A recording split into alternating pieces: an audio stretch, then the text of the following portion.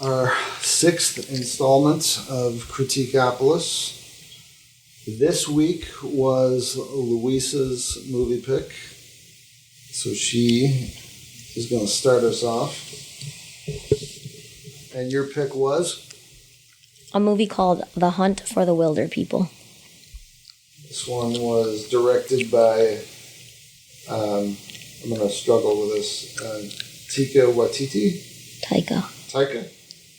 But good on the last name. Look, hey, I went to public school, all right? I did too. Yeah, but you went to Ann Arbor. So, I'd never heard of this. Why don't you give us the rundown here? Because I got roped in when I found out Sam Neill was in it. Yeah. And then Julian Dennison, I didn't recognize his name, but when I started watching him, I'm like, oh, that kid's from, he was in one of the Deadpool movies, which I told you about. So, and another superhero movie too, I think. Or no, in a Godzilla movie, maybe? Yeah, you I don't know, we were looking it up one day. So this film is a movie from New Zealand. Taika Waititi, the director, he's made several movies, and he always has a cameo in them. Who was he in this one? He was the priest. Priest. Remind me of the scene, because it's been a week since I've seen it. Yeah, that was not very detailed. Someone dies in the film, and he's the priest in the church. Oh, that's him? Okay, all right. For those of you who don't know, the movie Jojo Rabbit was also directed by him, and in that movie he played Hitler. Of all the characters? Mm-hmm. Huh. All right, so give us a rundown on this one. Okay, so the rundown on this movie from the internet says, a national manhunt is ordered for a rebellious kid and his foster uncle who go missing in the wild New Zealand bush. There's more to it than that, though, I think. So Julian is this, like, I guess I anticipated him being, like, a real bad... like a juvenile delinquent. And like he is kind of, but he's soft-hearted. I think he mellowed out when he came to live with these people in the outback, in the bush. Bella and Heck. Bella's played by, I'm going to try this one, Rima T. Wiata. And Sam Neill plays her husband. Her grumpy husband, Heck. Mm-hmm. Hector. Heck. And they're really set in this beautiful farm, kind of out in the middle of the New Zealand, middle of nowhere. Mm-hmm. And Julian, his character is Ricky Baker, who's he's kind of like this big-bodied wannabe gangster rapper, but he's like a teenager. He's barely a teenager. Mm-hmm. And Rachel House plays Paula Hall, who would you describe her, like the Child Protective Services agent? Mm-hmm. She's from child welfare. Yeah. And very, she approaches her job like she's like a special agent. And the police work with her, but she acts like she's a cop. And because the policeman that goes around with her is worthless. Kind of inept. But she's very no nonsense, just like straight to the point. Like remember, but comically. Yes, very comically. And the overall frame of this movie there was a comedic overtone to all of it. The whole thing. And I would say that, like, I laughed out loud at certain portions of this. Mm-hmm. Like, the one thing that struck me was Louisa and I have talked about trying not to give away too many spoilers when we describe a movie. There is a death pretty early on of a main character, and that's probably the most jarring part of the movie. Yes, I would agree. And you see Heck as he's kind of one-dimensional. He's just kind of a grouch. Mm-hmm. Very much so. And then they get, I'm trying to remember how they get teamed up. Julian does something, doesn't he? So I think, from what I remember, after the death of this main character, Julian. Ricky Baker, Julian's character, runs off to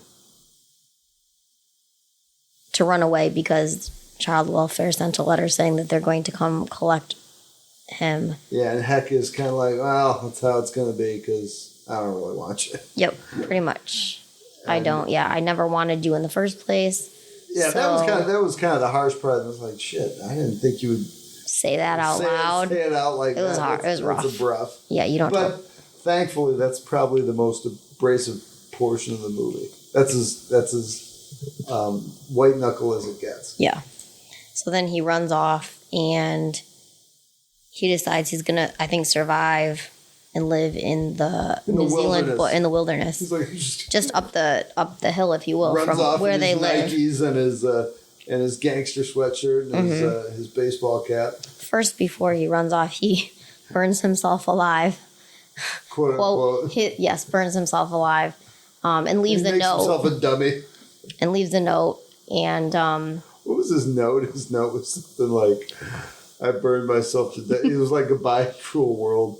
I'm ending it all. You can tell by my corpse in this burnt barn." Mm-hmm. And he thought he was just going to have like a little effigy, and he ends up setting the whole barn on fire. On fire, yep, the whole thing. And he watches it from afar. And he tries it for, I don't even want to say he made it a day. And he got lost. And he's surviving on peanut butter and jelly sandwiches. Yeah, remember his peanut butter and jelly sandwiches were it was all his food that he had.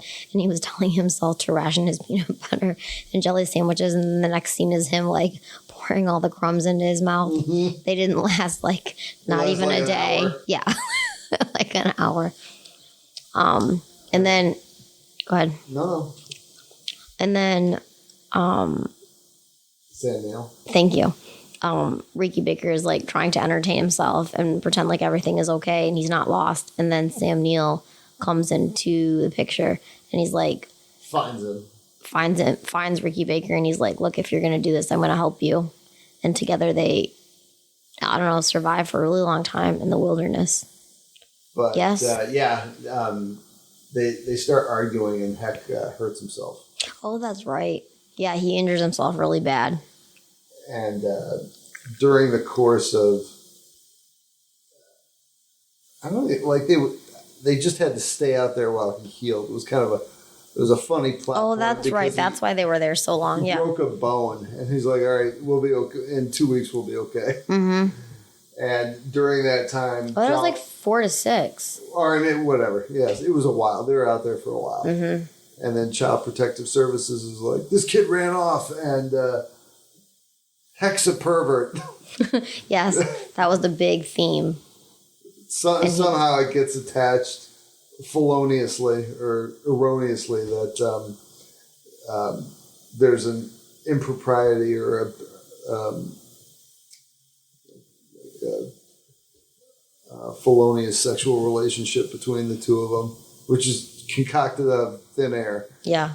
And the entire New Zealand police force is on the hunt now for the two of them. And the hilarity that ensues is kind of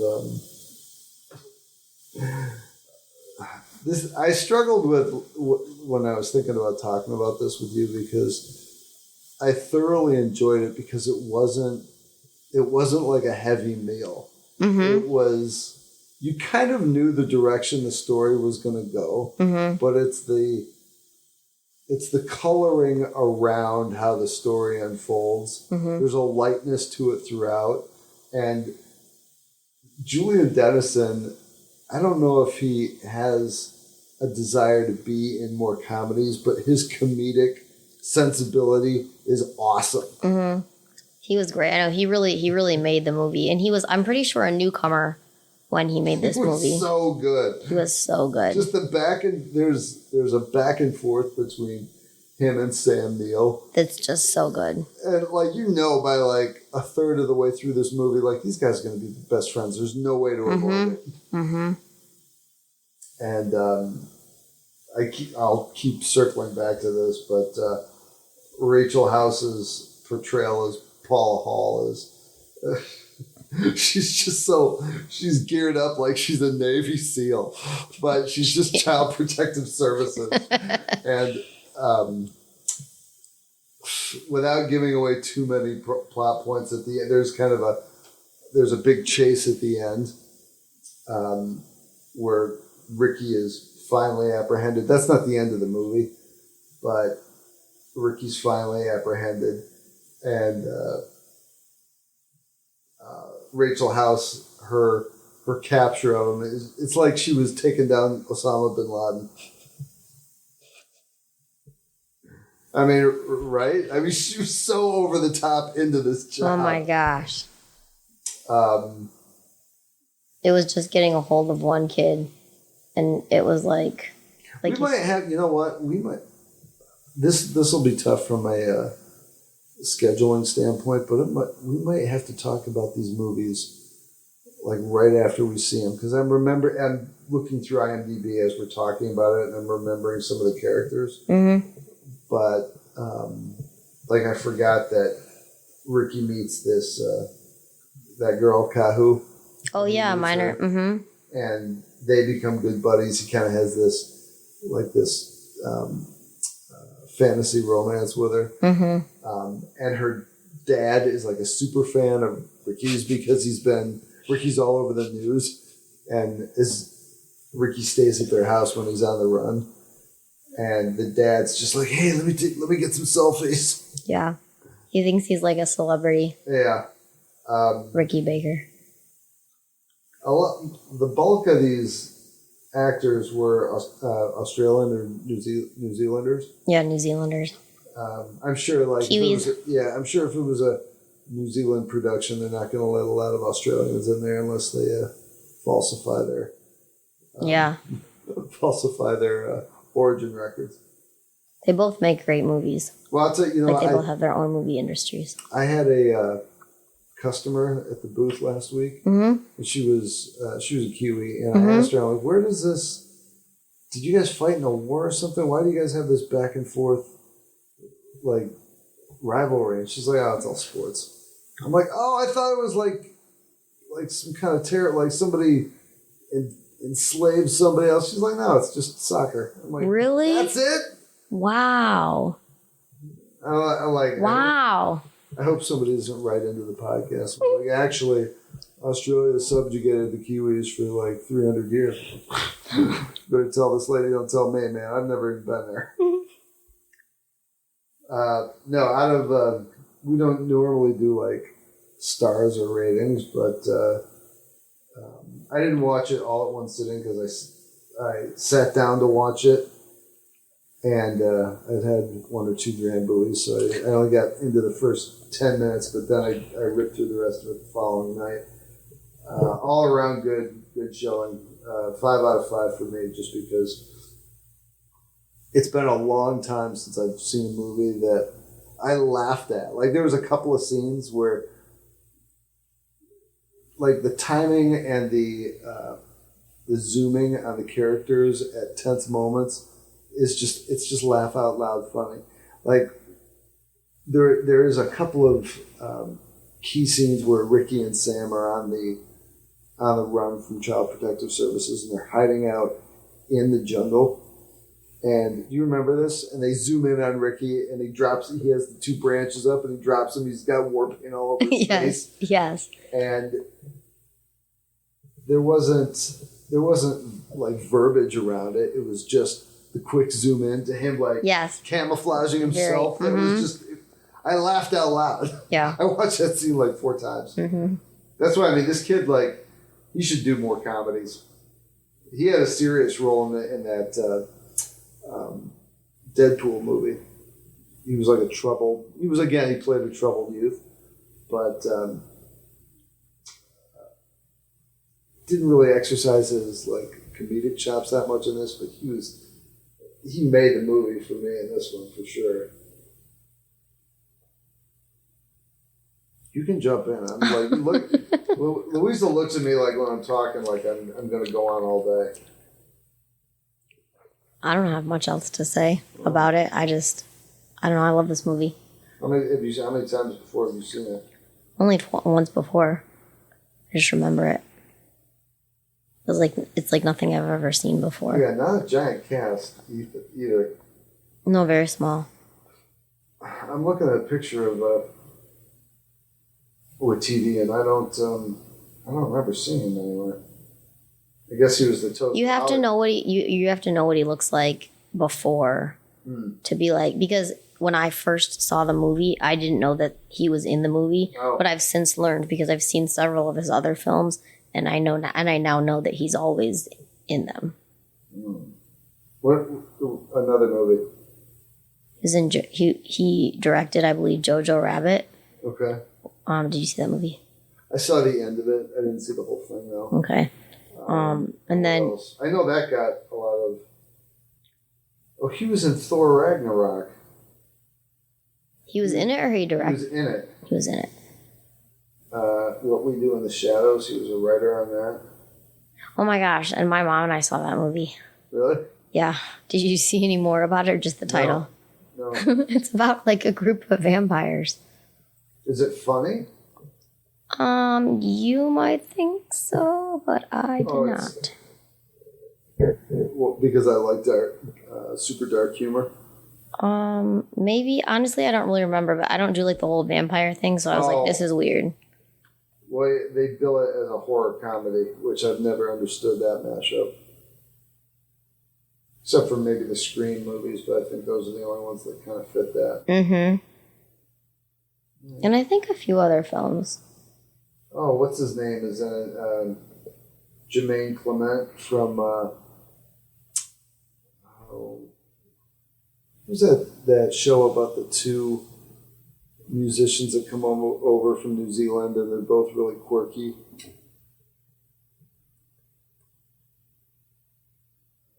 Flight of the Conchords?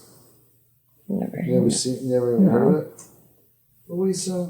Sounds like a good movie, though. It's a series. Oh. And they're just these quirky, nerdy guys, but they're from New Zealand, and they come to New York to start make a record, make it big in music. Mm-hmm. But like anybody else, the series is based around them scrounging around for work, having like crappy jobs while they're trying to get a gig. When did this come out? Oh, let's see. It was from 2007 to 2009, Flight of the Conchords. I'm sure. The title sounds familiar, but I wouldn't have known that was it. I can't. Yeah. That's what it was about. Jermaine Clement and Brett McKenzie. Rhys Darby was also in this. Rhys Darby was in the movie we're reviewing today. Oh, really? Yeah. Who was she? It's a guy. Okay. Way to go. All three listeners that we have are going to be totally horrified that you don't know the gender of Rhys Darby. Sorry. My fault. Well, the next bit here, though, usually the recipe is my domain, but I didn't even remember doing this. I tasked Louisa with the honey recipe of the week. She remembers. And, well, I didn't, and she has assured me that this is going to blow all of my recipes out of the water, and people are going to stop listening to my suggestions after she brings this one to the forefront. So we'll be back in 2 and 2.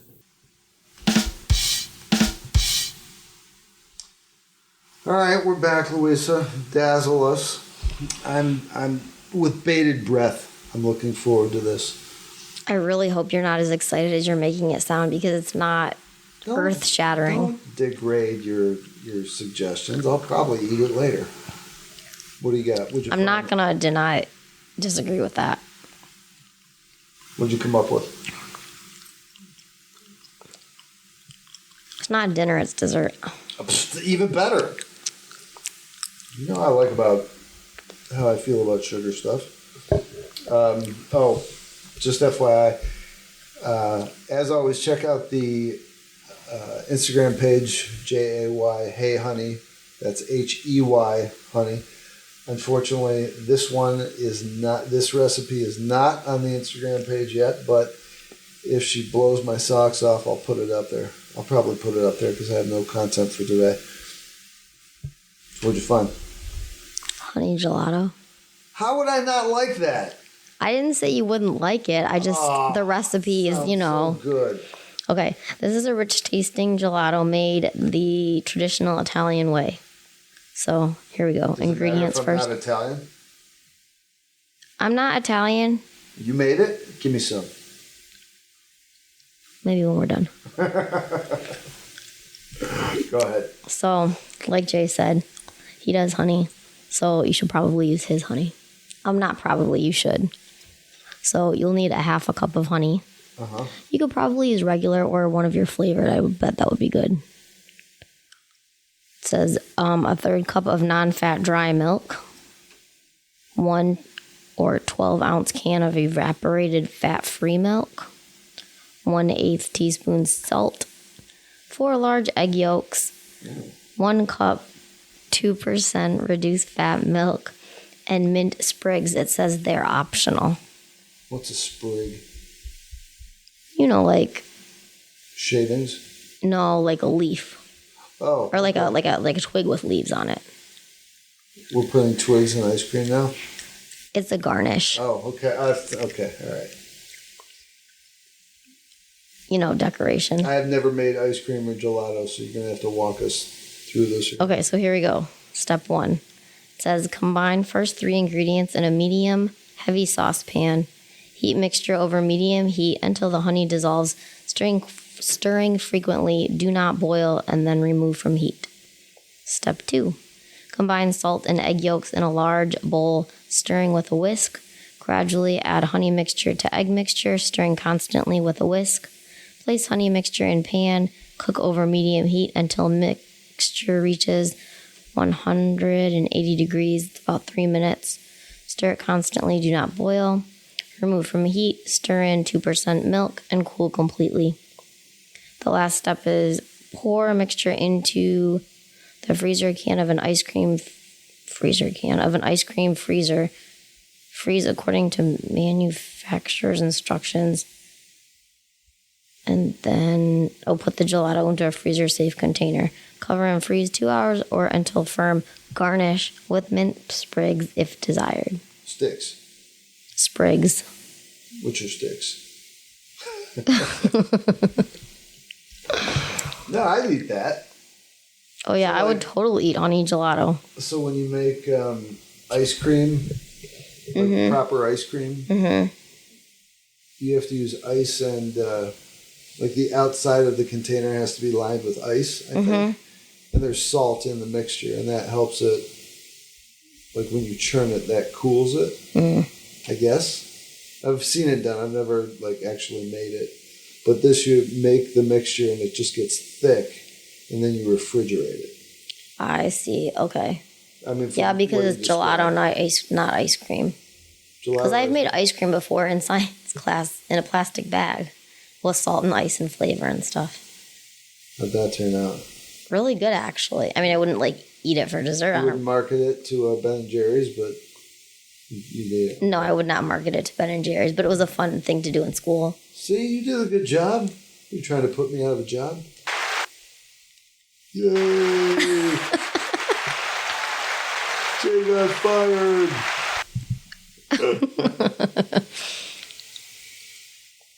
All right, I'd eat that. Okay, good. Then you can make some and I'll eat I can make some. I didn't actually make any. Oh, man. But it does sound really good. I thought you had a surprise waiting for me in the fridge. Sorry. What do you think? Headlines? Mm-hmm. Better blow my mind. I've got some good ones. Do you have any? I have one, yeah. Okay, I'll get to that in a sec. Chill out.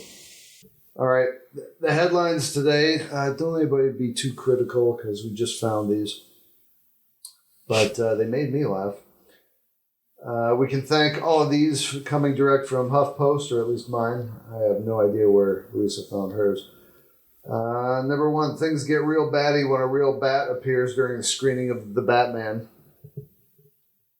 Moviegoers in Austin, Texas got to see more than one type of bat during the screening of The Batman this weekend. An actual bat was spotted swooping inside the theater, putting the movie on pause while management called animal control unsuccessfully to get the critter out.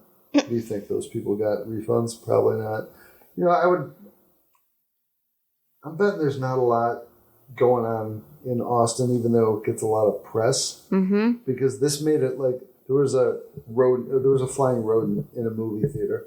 I don't know if that really qualifies as news, except for the fact that it was in that particular movie. Yeah. Like, if Batman showed up after the bats came in, like in the movie, maybe. Then, yeah. But like, it looked better in print. And there's some video on HuffPost of a bat flying around and people freaking out and kids crying, which that part made me laugh. I would be one of the kids crying. There's a rat. Do those things bite? Bats? Yeah. Yes. Well, it depends on the bat, doesn't it? Like vampire bats can bite. But by and large, they mostly eat on fruit and insects, right? I mean, I guess because they can spread rabies, right? Mm-hmm. Exactly. Mm. It's the like whenever you've seen them, you're like, those things have to be dangerous. They look hideous. Mm-hmm. They're just flying. They do. Black, tarry, leathery skin things with hooks on the ends of their wings. Thanks. That was a great description. Have you ever seen that? Have you ever seen a vampire bat on a cow? They like latch onto them. A cow? Oh yeah, that's how. Yeah, that's why. That's the blood they'll drink. Oh. They don't like attack people at night. I mean, right. But like they go after livestock. Mm-hmm. Huh? I didn't know that. And then livestock gets rabies. You ever seen a rabid cow coming after somebody? No. I don't know if that's a real thing. But that's what's going on in Austin. Okay, so don't go see Batman in Austin. Not in Austin. Let me tell you what I got next, or you want to do yours? Mm-hmm. I want to hear what you have next. Okay. This, you know what? I feel like there's jokes in here, but they're kind of obvious. So, customers accuse Las Vegas restaurant of selling THC-tainted Thai food, which...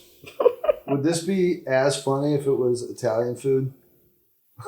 No, I don't think so, actually. More than 30 people who ate at a Thai restaurant in Las Vegas, of course it's in Vegas, have reported getting sick. Sick or like having a really great time. You know, it's up for interpretation. Southern Nevada Health District said on Friday, health officials are investigating what led up to what they called unusual illnesses, quote unquote, a freaking fantastic Saturday afternoon. Patrons of Secret Siam restaurant located in Centennial Center Boulevard, say that 3 times, reported increased heart rates. What kind of weed is that? I don't know. I've never heard of that happening when you're stoned.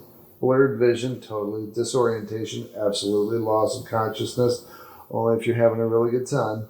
And numbness or tingling within hours of being at the restaurant. You know what? This has to be more than just weed. And they're just blaming it all on weed.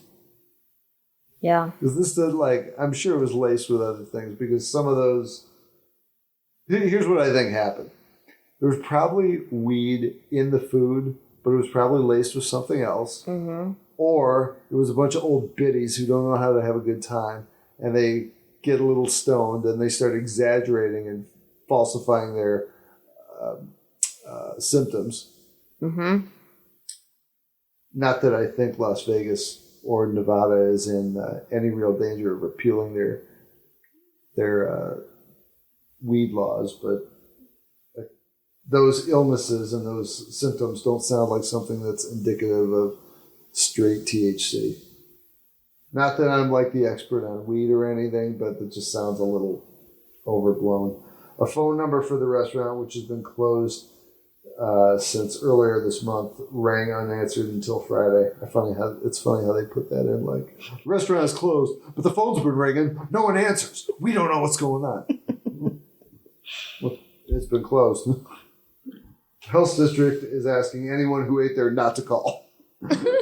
Who ate there in January and February to take a survey on the website. Las Vegas police have also fielded reports of some illnesses. Or maybe it's just like people got food poisoning. I was just going to say the exact same Doesn't thing. that always happen in Thai restaurants? Yeah. Like, you never hear of somebody like, I went out for a burger and I had like explosive diarrhea. It's always Thai food that gets shit on, pardon the pun. And then they give you the history of the place. Restaurant opened in 2019, consistently passed inspection reports.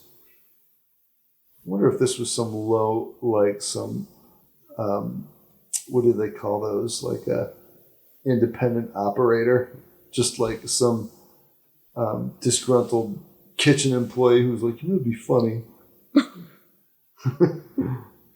So some like teenager who got fired for like showing up late. Like, I'm gonna spike the Thai curry, or the peanut curry is gonna have a little extra flavor. Oh, that would be awful. It would turn me off Thai food for a little while. It depends on the trip. All right, I got another one, but it's your turn. Okay. This one is short, but the headline reads, Colorado police investigating after box of human heads stolen from truck in Denver. Colorado again. It says, the last one was Nevada. That's where Vegas is. No, honey, it was in Austin. Your bat story was in Austin.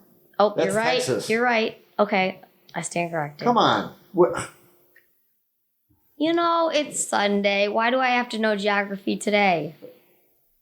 You only know it on Tuesday, or what? Like someone, okay, how do we get to Detroit? It's Thursday. I can't tell you. You're going to have to wait a week. Oh, thank you for making me sound even more dumb. All right, so what had happened here? This was Colorado. Colorado police found a box of human heads stolen from a truck in Denver. Okay, stop right there. There's two things that are happening here. The first is that there's a box of human heads. Mm-hmm. The second is that they're investigating that it was stolen. That it was stolen. I think it was an accident that happened. How do you think that report is made? Officer, I got a package stolen off my truck. Sorry, can you describe the contents of it? Well, it's just a box. It's got business things in it. Well, we got to know what we're looking for. They're spherical things for display. They're decorations. You've seen them before. It's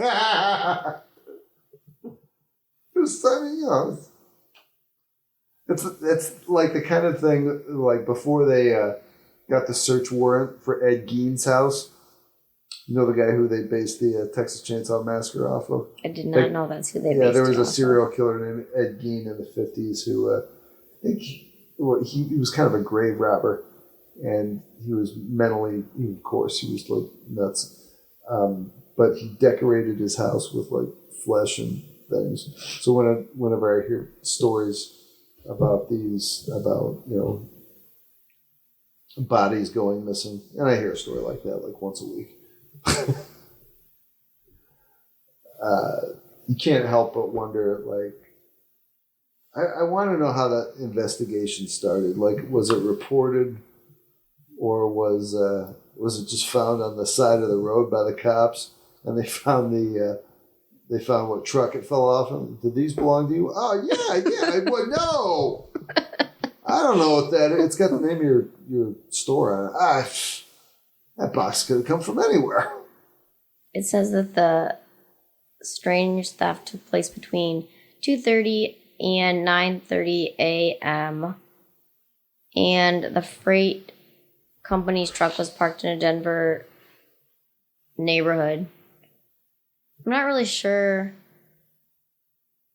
Do you just walk up to the truck and think, I'm going to see what's in here? Is that what happened? Haven't you ever seen Breaking Bad? That's how drug dealers do it. You just walk up to trucks and like lift the gate and say, "What's on in there?" Oh, all right. Okay. The heads were being transported for medical research purposes, according to authorities. Wait, what? What? That's what it says. Oh, I've had jobs, like, I've had a job involving the transportation of the dead. And so I've seen some odd things around hospitals and medical facilities, but I didn't know that, like, to do any kind of, I guess it wouldn't be an autopsy, but like cerebral research, that you would just take the entire head. I didn't know they did that. I didn't either. You gotta ask somebody in your family who works in medicine, hint, hint, if that's a real thing. Yeah, I will. That sounds like somebody who's just trying to avoid the long arm of Johnny Law, like looking into them a little more closely. Oh, yeah, they're looking at this for medical research purposes. Where's the rest of the body? Oh, they don't need that. We just put it in a safe tight. That's so gross. I've never heard of that. Yeah, that is I'm gonna have to investigate now. You better make a note of that, because you got to follow up on this. Like, what does it say anything in the article about what type of research? No, it doesn't. It's very short. There's not a lot of information. I mean, did one of these heads have prions in the brain matter, or? I'll look into it further and get back to you with some more information. All right, my last one for the day. Guinness declares massive Israeli strawberry as world's heaviest. And I'm looking at a picture of this. I'm going to show you this. First of all, two things I want you to notice about this strawberry, Louisa. A, I don't think it's that big a deal. I've seen bigger strawberries than this at the Ann Arbor Farmers Market. And two, does this thing not look rotten? That's disgusting. It looks rotten, doesn't it? It looks rotten. Something is on it. Yeah, it's got some kind of fungal growth. And have you not seen strawberries bigger than that? Yeah, it's oddly shaped. It's oddly shaped, but it's smaller than a fist. I've seen fist-sized strawberries. Yeah. I think the picture makes it look like bigger. I've seen like buying strawberries at the store. Would you eat that? No. Would I even cut it or wash it? No, I wouldn't. I would throw it away. Listen to this. A 10.19 ounce strawberry was picked in Chahi Ariel's family farm last February, and he's keeping it in a freezer until the record was confirmed. Oh, so that's all frostbite around it. Ugh. After a year-long jam, a mammoth Israeli strawberry is entering the record books, weighing in at a whopping 289 grams. This titanic berry this week is declared the world's. It doesn't look that big to me. It doesn't look that big at all. There's a picture of a guy holding it out I'm thinking if it's the world's largest strawberry, it should be like the size of a pillow. Mm-hmm. That'd be a big strawberry. But this is like, I see hundreds of these every summer. Mm-hmm. It doesn't look that big to me. No, it doesn't. And 10 pounds? 10 pounds? Isn't that what it said? 10.19 ounces. Jesus. Well, I might be a little tired today. It'd be like a suitcase-sized strawberry. I wouldn't be able to lift it with one hand. I was just thinking about like a giant pumpkin contest. You know, I know strawberries and pumpkins are very different, but like when I think of a giant something contest, that's what I think of. That's the one drawback to podcasting is we're not doing a associated YouTube channel, and you can't see the picture in this. But if you want to check it out, it's on Huffington Post. Supersized berry is a local variety called Ilian or Lan, which tends to grow to a hefty size.